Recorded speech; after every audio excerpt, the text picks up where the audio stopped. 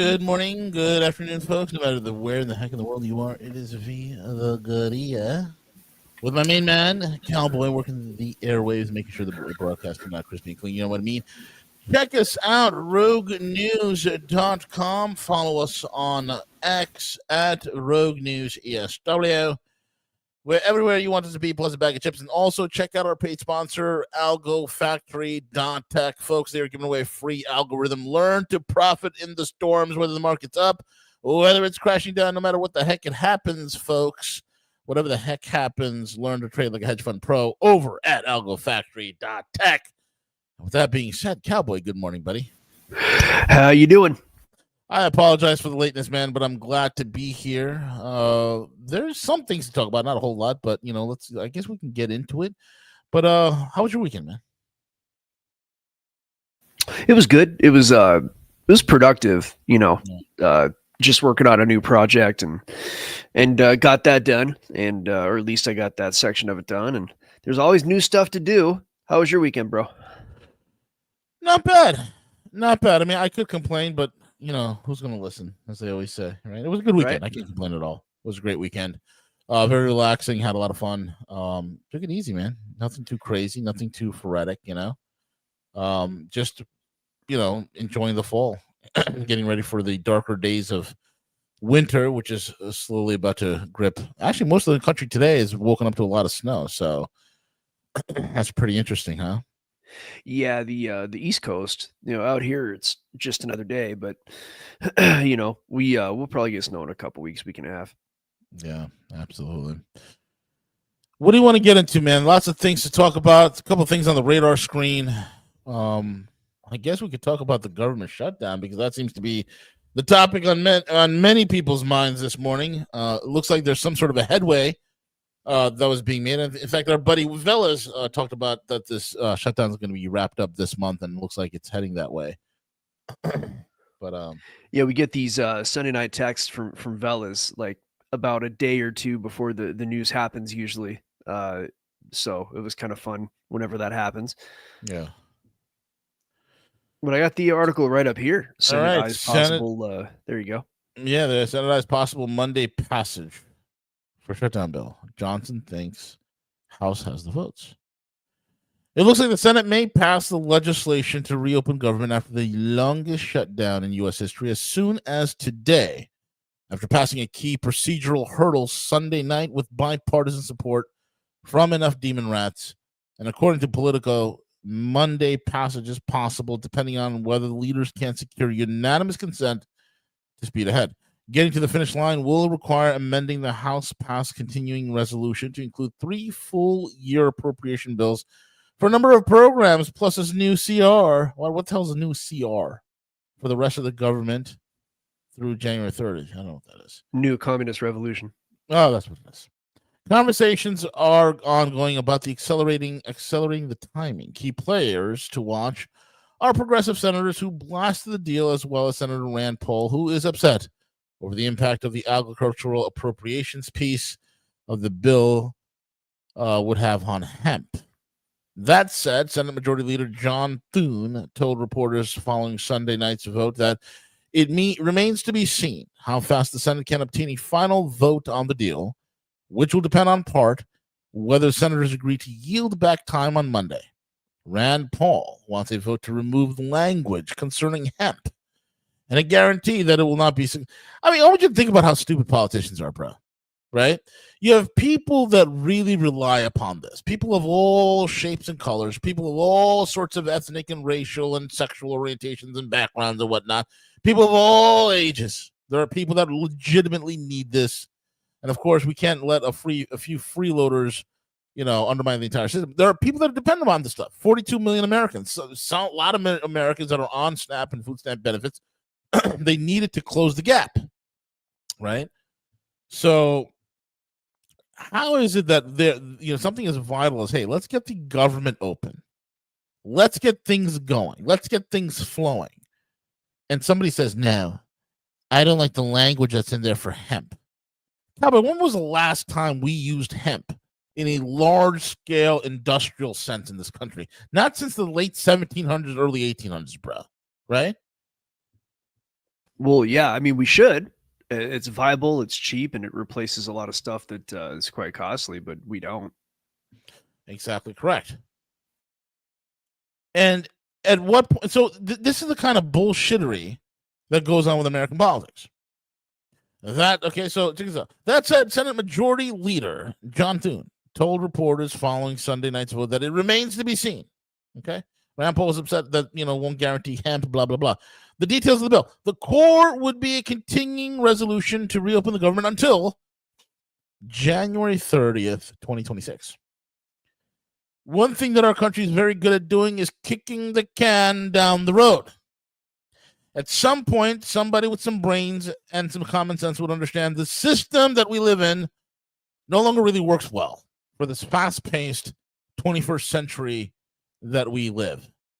We need to have a severe, I think government would work more efficiently if every single person in there, from the bureaucrats to a department to people that are in Congress, are all put on some sort of term limit.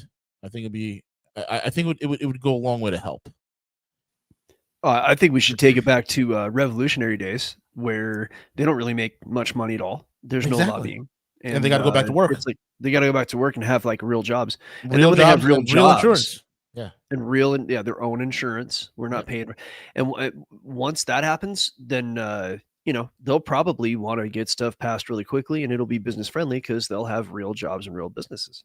Yep. Term limits and also age limits. That's the other thing.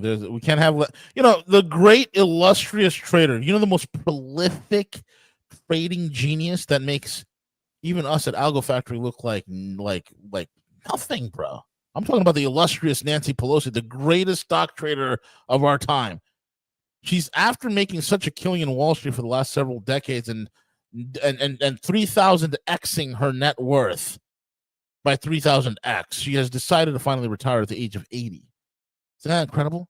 That just shouldn't be if you're 64, you should not be in Congress. You shouldn't be in government, period. That should be the age cutoff, 64. Okay, yeah, score details. Are you choosing that age because of Social Security benefits? Yeah, why not? 64, you're still good. I mean, if 40 is the new 30, 64 is a good time. There's a lot of people who are good to go at 90, and a lot of people who are but they just shouldn't 50, and a a lot of people who are down at 50. So you have the ultimate test. If you're 90 years old and can be in government, you got to take some sort of competency test. No, I'm just kidding. No, 64. That's it.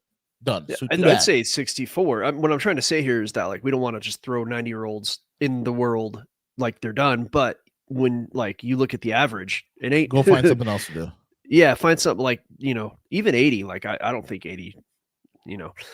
64 is fair. And on top of that, once you get past a certain age, you're just out of touch. You just don't. I mean, I'm in my mid 40s. I'm out of touch with what's going on with the young people, and I know it. Yeah, I can't even keep up with the new lingo with the young people. Right. You know what I'm saying? I can't, that's just smacks, Slaps. They say slaps. Smacks, slaps. Jeez, yeah, it's just slaps. All these young people. It will reverse the Trump administration's firing of furloughed workers and ensure they receive payback. A 3-bill spending package known as the Minimus, the minibus, that would fund military, construction, the VA, the legislative branch, agriculture, and the FDA. The FDA needs more funding? Are you shitting me? Really? Food stamps will be funded through fiscal year 2026. So they got another year SNAP will survive intact. The package does not extend expiring pandemic-era Obamacare subsidies, but Democrats have been promised a vote on it after the government reopens. What a shit show. Well, that whole subsidy thing was a way there's a whole thing. I don't know if you've seen this yet, V, where Trump wants to take it. It's going to be a payoff and make people feel good about themselves. But basically, a lot of money goes to these health insurance companies. And not to, it's basically people should be having that money so that they can buy their own health insurance rather than going into this, terrible Obamacare, way expensive, not good for anything health insurance. So that's, that's the idea here of the Obamacare subsidies not going on, because that's just all that's doing is making insurance companies rich. There's just middlemen taking money off the top. When you go to get an MRI and it's $800, with insurance and $70 $7,000 without insurance. Kind of tells you what you need to know, right? Correct. That's just tax dollars and money. Dude, I mean, you can get an MRI. Like I can go get an MRI the next hour over in China, pay $40, and I'll have my result before the end of the day. Yeah, it's fucking ridiculous, bro. It's so stupid. We're not a serious country. We keep saying this on the show, and the more Americans start understanding, hey, we're not a serious country, we get sick of it, and we can actually do something about it because this whole system needs to get revamped. Over in the House, Speaker Mike Johnson, Mike Grinder Johnson, Grinder. You heard about the whole scandal with Mike Johnson? No. He got caught with a Grinder profile, bro. I was thinking it didn't have anything to do with sandwiches. No, not sandwiches from Chicago, but the type of sausage that a certain sexual proclivity will play for. Johnson supposedly been caught with his text messages being exchanged between a for those that don't know, Grindr is a dating app for homosexual men and women, I guess, but mostly men for gay guys, and Johnson's been caught on there. That's how the story goes. It's still, it's take it as you take it with a grain of salt, but whatever. But you know what? It wouldn't surprise me. It wouldn't surprise me. What is it with DC? They're all a bunch of degenerates, man. Look at Lindsay Tickle My Butt Graham. Oh, dude, I gotta find that meme that we got the wedding photo. No, I'll put it up. Hold on. Go ahead. Keep going. Mike Johnson believes that he has the votes necessary to pass the stopgap measure, which would then head to President Trump's desk for a signature to finally end the shutdown. And according to Politico, House Republican leaders plan to give 36 hours notice to members before voting. Of note, senior Senate Republicans have been working behind the scenes with House Republicans, though GOP hardliners are still expected to push back on aspects of the bill, along with, of course, House Democrats. That said, Politico is also seeing many centrist Democrats in the House who may consider voting for the plan, including Representative Jared Golden, Mary Gluesenkamp Perez, that's a hell of a name, Mary Gluesenkamp Perez, and Henry Cooler. Stay tuned as the rest of the day. We'll see what happens. But it looks like it will be wrapped up. The government will reopen because our politicians are a bunch of petty idiots, and that's just the way they roll. Did you find that meme yet? Yes, sir. Stand by. Mm-hmm.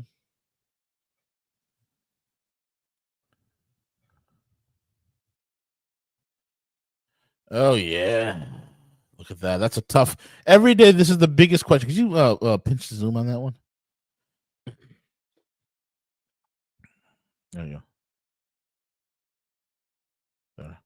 This is the struggle every day that Lindsay Tickle My Butt Graham has. Every morning when Lindsay Tickle My Butt Graham wakes up at 3 a.m., this is what he thinks about: gay sex or war. These are the only two things that excite him the most. These are the things that stiffen his loins, that sends a thrill up his leg. Gay sex or war. That is the struggle that Lindsey Graham. Put that picture of Lindsey right there where he's wiping that. Look at that. Yeah. It's very hard decision. It's like he's the manly version of John Bolton. Oh, God, yeah. Well, that's not saying much, It's not saying much. Actually, with John Bolton, it's just the two buttons are war and war. Yeah. Bolton's just straight war. Straight war. Or mustache trim. That's it. Beard, mustache oil, whatever. Lube for his mustache. Anyway. Oh, good God. Shifting gears a little bit, man. We have the leader of Syria, the former Al-Qaeda terrorist head, no longer Al-Qaeda. Now he's a good guy because the CIA waves its magic wand, the deep state does its thing, and voila, he is meeting with President Trump. While that's happening, I'm going to remind a lot of people, Syria is literally the heart of Christianity. If you don't know that, okay? Syria is the heart of Christianity. That's where Christians were first called Christians, in Antioch, Syria. That's where the term Christianity came. And when God or Christ said, you'll preach the gospel in Judea and all of Samaria. That whole part is getting to the Syrian territories. But anyway, the Syrian Orthodox Church has been there for thousands of years, and Syria has so many historic Christian sites And one thing that USIS, aka ISIS, okay, I call it USIS because the United States invented and created ISIS, and Or maybe Al MI6. Qaeda, what? Or maybe MI6. Well, that Or too. maybe Mossad. That too. It's all the same. All of them. They're all the Western intel assholes. Globo Homo. That's what I call it. All CIA, Mossad, MI6. That is all part of Globo Homo. Okay, Globo Homo. They created these Islamic terror groups. Okay, and folks, you got to understand something. The history of the Middle East is something that Americans really need to brush up on. There are sites, holy sites in Syria, as well as even in Israel to this day, are guarded by Muslims. Till this day, are guarded by Muslims because they've made a promise. They made a vow to Salah ad-Din that they will protect the Christian holy sites. Oh my God! What is going on? What's going on? Oh my God! Did you know the in Iran they just opened up a brand new mega subway station, a brand new metro station that's massive? You know what they call it? Do you know what the name of that station is, Cowboy? Something. No, it's called Mary Mother of Jesus Metro Station. Oh yeah, they regard Jesus as a prophet, right? But he's loved and respected. They believe in the return of Christ, and that he's even a greater prophet than Muhammad. Muhammad is the last prophet, the Muslims believe, but Jesus is the greatest prophet, and that's why the return of Isu, Jesus, is something that they await for. That Jesus will judge the world. That's what the Muslims want. Kind of similar to the Christians, but you know who hates Jesus? You know what? You know what a certain book says where Jesus is? I'll leave it there. You'll know what I'm hinting at. That's the Talmud. Yeah, my lawyer's calling me. Damn. Did we cross the line? Sis, well, you can't talk about them. No, don't talk about them, please. Oh, I'm sorry about that. We can't mention them on the show. Is that Rosenstein, Cranston, and Klein? Yeah. Okay. Well, back to Syria. So Syria is a heart of beautiful orthodoxy, right? And it's at that heart that when USIS and ISIS and Al Qaeda went in, and along with the Israeli Defense Forces, what they're doing right now, they have blown up every single Christian site. They've destroyed it. Okay, and I will remind you that during the battle, when the Russians were helping with the Syrians to get rid of ISIS, it was both Muslims and Christians fighting side by side against ISIS. Okay, so now you have a lot of these influential, over 100 influential Christian leaders. They've sent a letter to President Trump calling him to raise the issue of minority rights and protection in Syria's ancient Christian community. Now here's Trump getting his panties in a bunch about Nigeria. We need to go to Nigeria because of the simple fact that they're bombing Christians. I don't like it when they're bombing Christians. I don't like it when Christians are dying. It's not good, and I don't want it. They're massacring everybody. It's not good. But here is one of the bedrocks of Christianity, which is Syria. Christians are being slaughtered left and right. No one's making mention of that. Right, because the whole greater Israel agenda is at play. We all know how this goes. So just before this, some 100 influential Christian leaders sent a letter to President Trump calling on him to raise the issue of rights and protections in Syria's ancient Christian community. The letter was led by Didi Lagusin, president of Save the Persecuted Christians. The letter submitted to the White House Friday highlighted that Trump has made a protection of persecuted Christians in foreign lands like the Middle East and Africa a priority, and that issue must be pressed firmly with Shara. Former member of Trump's cabinet, Dr. Ben Carson, were among those who signed the urgent letter. The Syrian leader who overthrew longtime secular Ba'athist President Bashar al-Assad, who fled to Russia last December, has overseen a campaign of mass killings and kidnappings targeting non-Sunnis, including Druze, Alawites, and Christians, particularly along the Syrian coast and the south.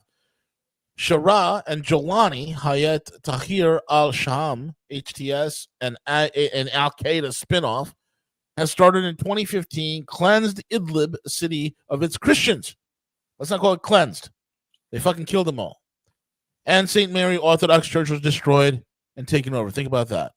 That is something that these nutjob these nutjob Islamists, who are all created by Western intel, and their IDF compatriots have in common. It's an absolute disdain and hatred of Christian holy sites. It's a disgusting reality that this was all done with the tacit support of the CIA. Gee, I wonder what the religious makeup of the CIA is these days, Nick. I really do.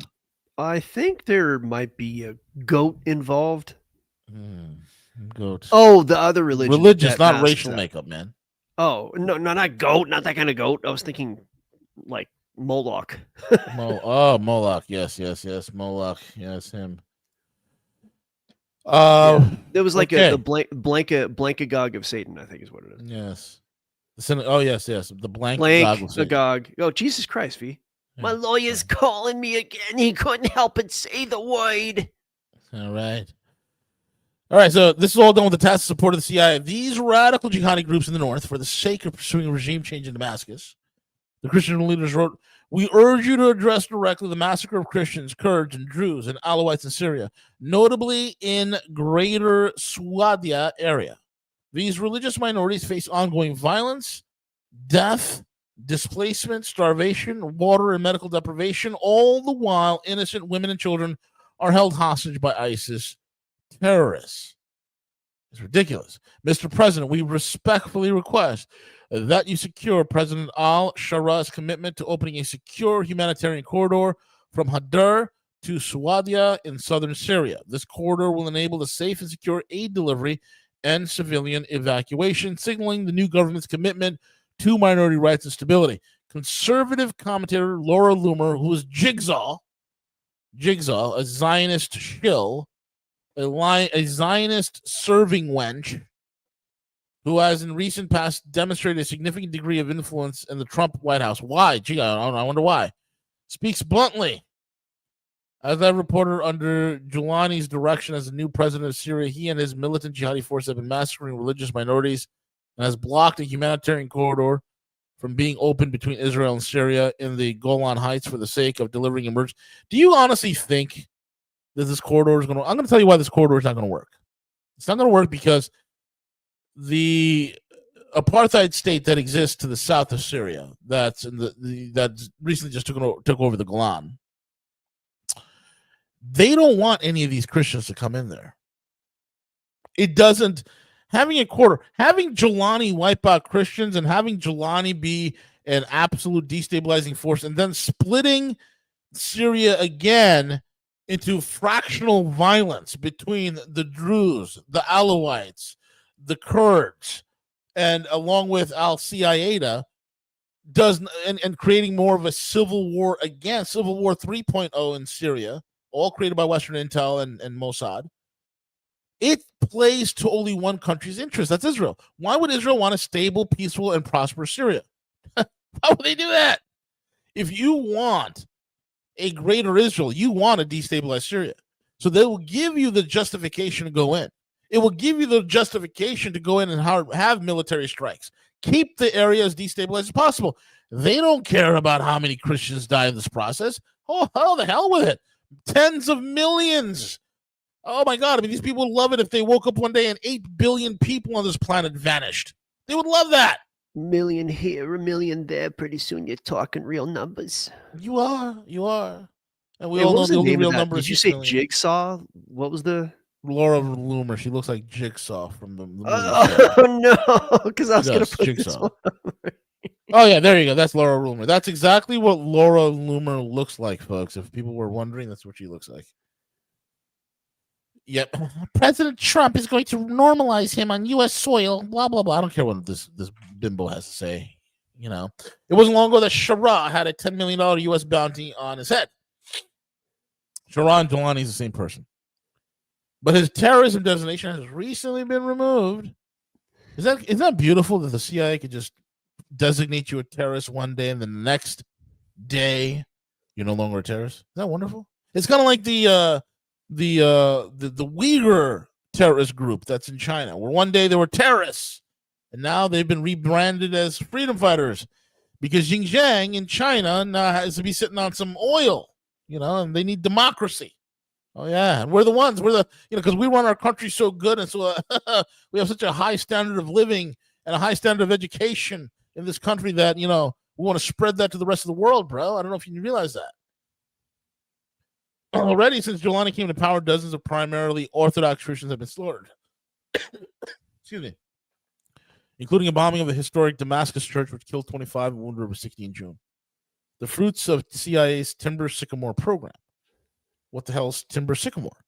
Well, in the 19th of June 2015, from the U.S. State Department report on terrorism, the rate of foreign terrorist fighters who traveled to Syria, totaling more than 16,000 foreign terrorist fighters from more than 90 countries as of late December, exceeded the rate of foreign terrorist fighters who traveled to Afghanistan and Pakistan, Iraq, Yemen, and Somalia. That's Sycamore. CIA facilitated and gave the logistical support for all of that. Another irony of this is the former terrorists, along with being hosted in the White House a mere day before Veterans Day. And Giuliani had been, at one point, an emissary to the Islamic State's top leader.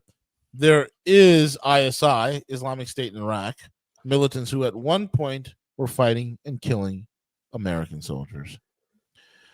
We are not a serious country. We are not a serious country. And to make it even more unserious, Cowboy, how's the AI stuff going, bro?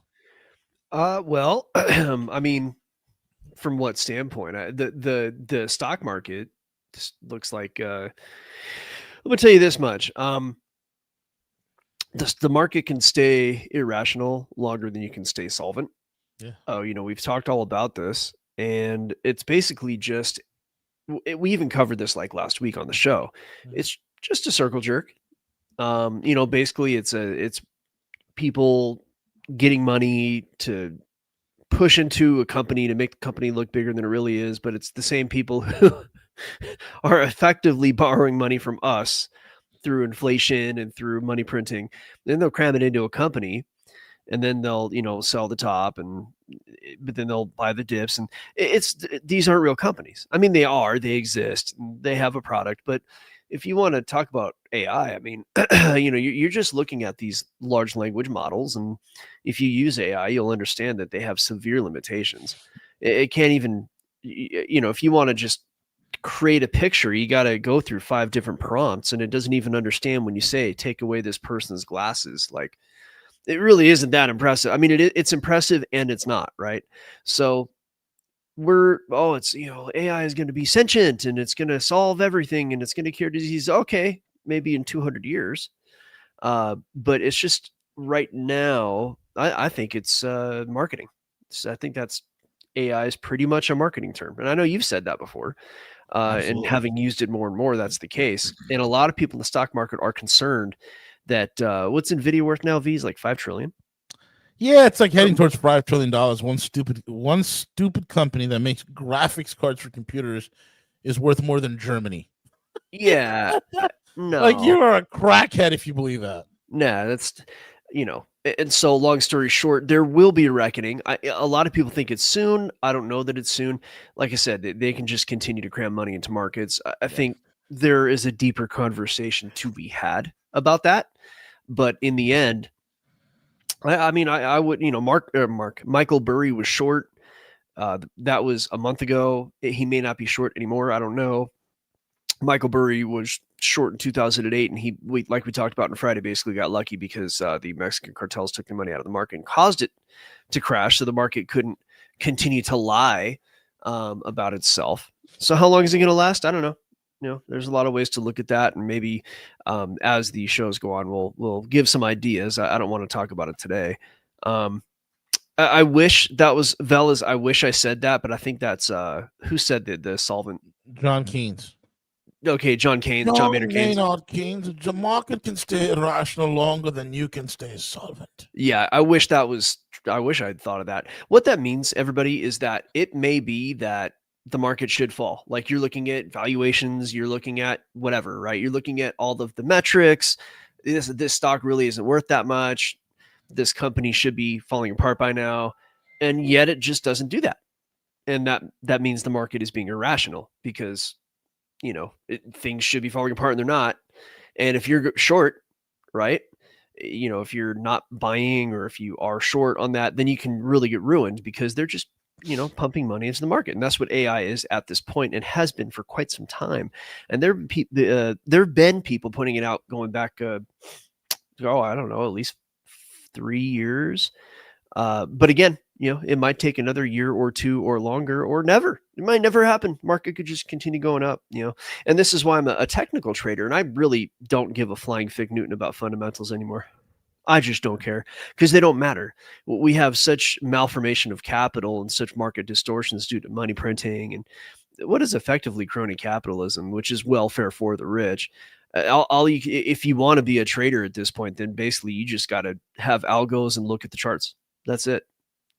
So unless you're talking about gold and silver are not, you can't just make that. You have to dig that out of the ground. And by the time you can make it, then none of this matters anyway. So I don't know. That's my opinion. It's like, okay, AI is junk, but it might keep going up, and there's not really a way to know when it's going to start going down. That's my opinion, V.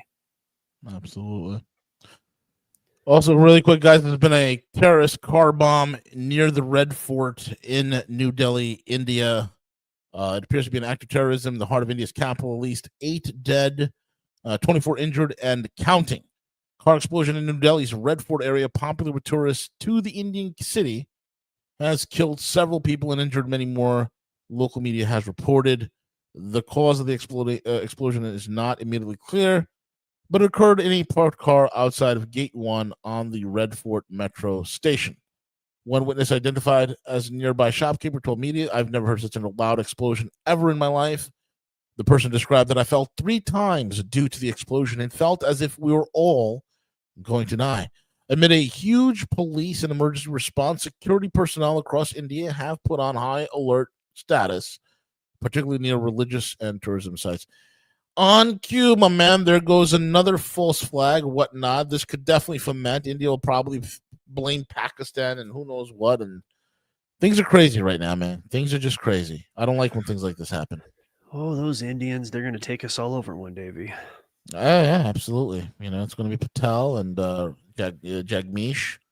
They're running the tech companies. They're going to take us all out, bro. That's what it is. After all, they're the ones who have the power to command local police departments in the middle of nowhere America to come to your house and bug you if you made a social media post, or they're the ones who can blacklist Hollywood actors for speaking ill.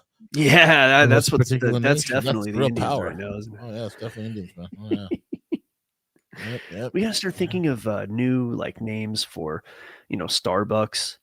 Like, I don't know.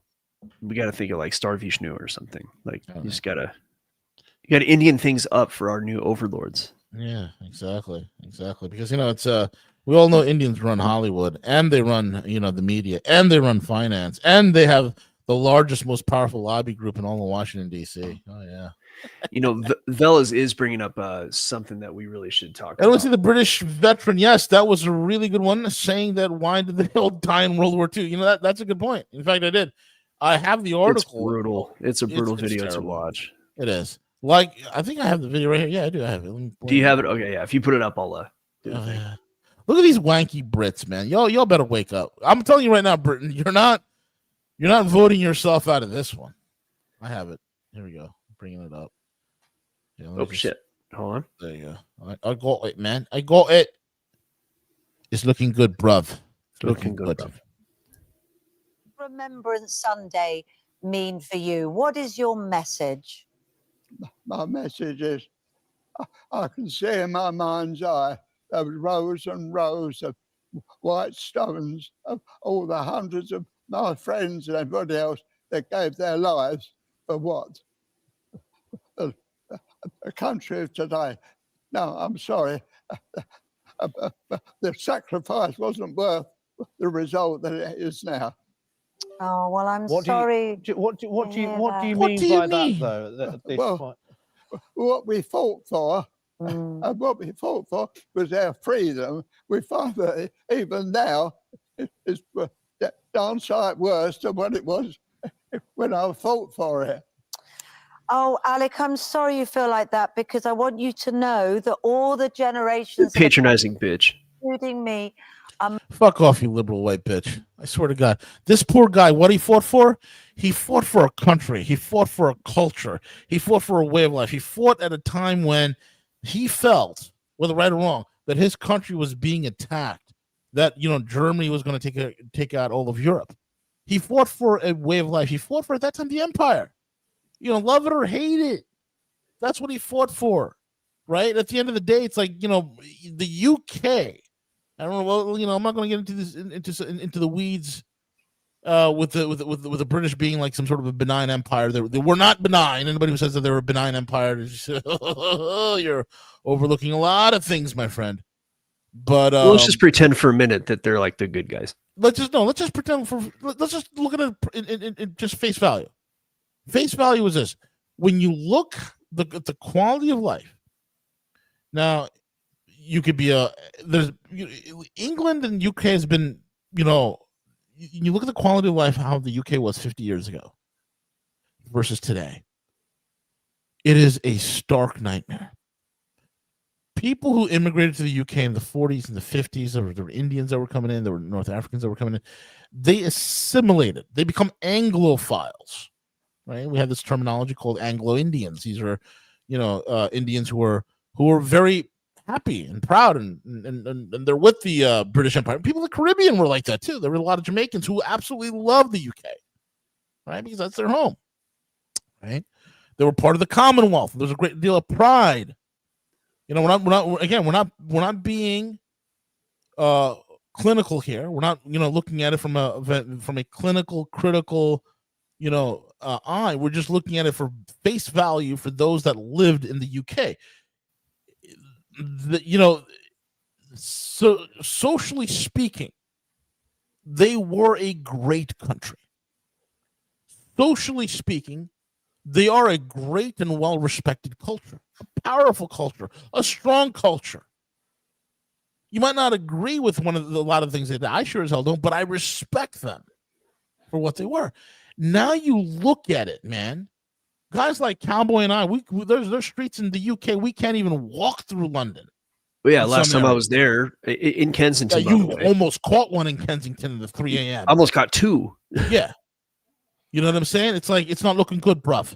Knife attacks, acid attacks, absolute bedlam and mayhem. You say something about anything, you're being arrested. I mean, you have an Orwellian nightmare in the UK being full blown, and Keir Starmer's like, oh yeah, we have freedom of speech. No, you don't, you asshole. You have nothing.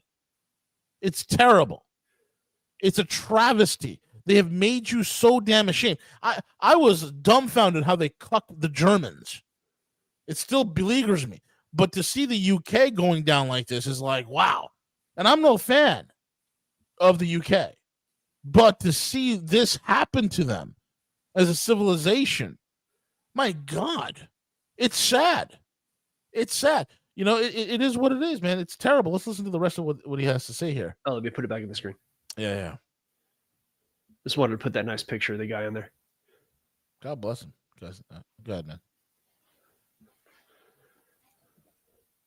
My children are so grateful for your bravery and all that for service personnel. And it's our job now, isn't it, to make it the country that you fought for. You absolutely fought for. Is it. And we will do. We want to. I'm so wonderful to know there are people like you that can spread the word around.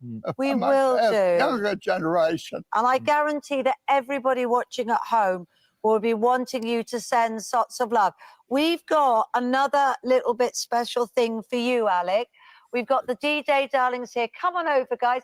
You've got a little D-Day special present darlings? for him. Ooh. Come and give it if you can, to thank you for all your many brave years of service and others like you. This is our album, Alec, and I know you love a lot of the songs on there. And this is the least we can do. This is such a small thing, but we love you so much, Alec. And it's all signed for you there as These well. young ladies are like my own daughters. God bless, man. Sad. Yeah, the poor guy. Oh. Yeah, and that's what and you never want to side with any of these people, but I mean, even Patton said that we fought on the wrong side of World War II. I mean, absolutely. Can you imagine that we actually he seems to think we'd be better off fighting with like Hitler and that ilk, which is terrible. But that must tell you how bad the other side is, right? I mean, you if you choose between like the South Park joke, the shit sandwich and the turd taco or whatever it is, I mean, Exactly. I guess the side we chose is the really bad one. Yeah, exactly. And it's unreal. It is what it is, and it's like like they've erased so much of history. Everything. The last 300 years of human history has been a total, abject, and complete lie. It's just a fucking lie. Everything you know is a damn lie. A damn lie. Was it lies, damn lies, and statistics? Exactly. And at the end of the day, it's like when you look at like great countries. I mean, right now the UK they don't even have a navy. Their navy's a joke. They got like 20 boats. Most of them are poorly serviced. Their army can, if the UK went to war against Russia, they'd last maybe 2 days. I mean, it's just they're a mouse. They're nothing.